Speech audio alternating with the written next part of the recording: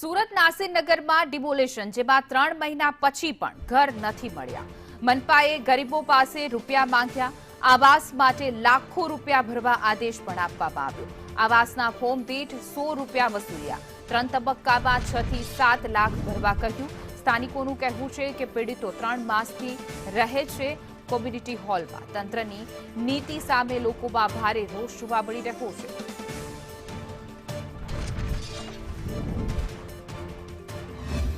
નાસીરનગર તકલીફ ડિમોલેશન ને આજે કેટલા દિવસો વીતી ગયા છે, તેમ છતાં પણ રહીશો છે તે કમ્યુનિટી હોલની અંદર રહેવા પર મજબૂર બન્યા છે।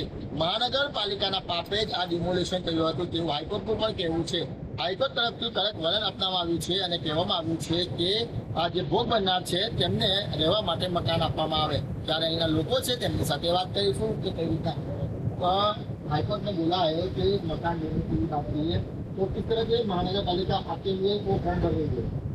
100 रुपए देकर फॉर्म 100 रुपए लेकर फॉर्म भर रही, तो हम 100 रुपए का लाएंगे, 3 महीने से यहाँ पड़ेगा। हमारी गरीबी थी, हमको खाने की पैसा ही तो 100 रुपए कहाँ से लाएगा? मकान देने की बात की है, किस तरह से देख रहे हो? हाँ, मकान देने का तो बोले 10 तारीख को बोले, 30 को बोले, अब 14 तारीख बोल दी। अब तक हमने यहाँ पड़े रहना, 14 तारीख हमारे क्या बोला है सर? 14 तारीख बोल दिया। आप बताइए किस तरह से फॉर्म के पैसे मांग रहे हो, किस तरह से रजूआत की आपने? हम कहते हैं फॉर्म के लिए 100 रुपए देंगे, तो हम किस तरह देंगे 100 रुपए?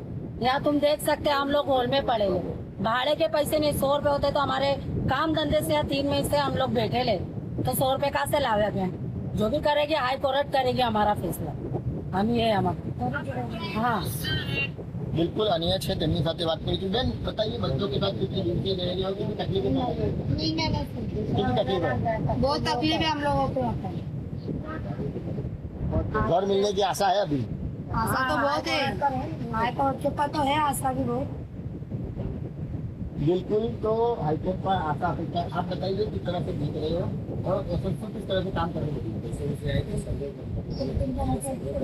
पहले तो बोलिए 26 जनवरी के जो पिटीशन में नाम है उनके सर्वे हो गए और 100 रुपये फॉर्म के लिए है, और बोले आपको पैसा भरना आएगा 5 से 5.25 लाख रुपया।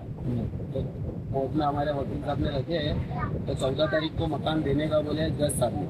हमारे एडवोकेट है धवल राणा और अरशद जरीवाला जो मदद कर रहे हैं, तो उन्होंने बात रखी हो, तो जज साहब ने यूँ बोला है कि 14 तारीख तक इनको मकान दो और 1 भी रुपया भरने का नहीं है।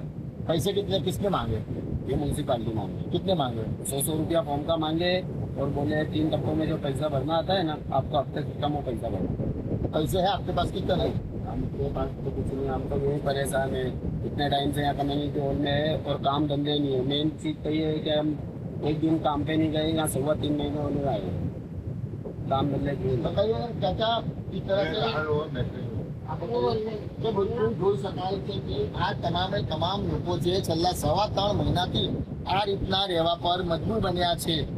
મહાનગરપાલિકાના પાપે જ આ ડિમોલેશન થયું છે, ત્યારે હાઈકોર્ટ તરફથી પણ કડક વલણ અપનાવવામાં આવ્યું છે અને આ ગરીબોને જે ભોગ બનનાર છે તેમને જે કહેવાય કે આશયાનો પાછો આપવાની જે વાત કરી છે, પરંતુ મહાનગરપાલિકા તરફથી તેમને જે ફોર્મના જે ફી પર 100 રૂપિયા ભરવા અને જે 3 ટપ્પામાં પૈસા ભરવાના રહેશે 6 થી 7 લાખ રૂપિયા જે આવાસ ભરવામાં આવે।